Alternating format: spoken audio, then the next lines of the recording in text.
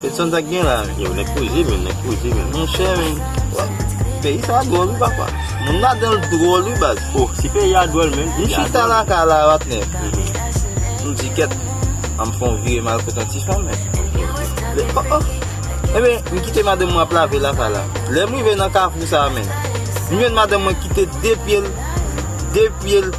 men la kay.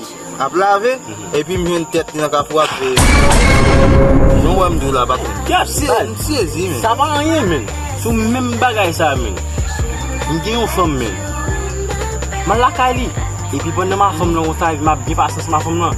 Se men kote ya, pwende ma frape fom nan. Se men kote ya mtade pwede fabe kou. Le mwande ki yes, se tet fom nan ki de yo ay.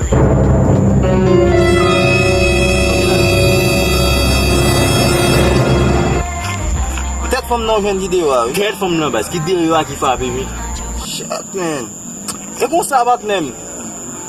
Yo, pal mon chè, mwen si mga bon manti men. E kon sa bat nem. Ou kon ba ki te pase de Haïti a, de janvier. Te mwen de te a mon chè men.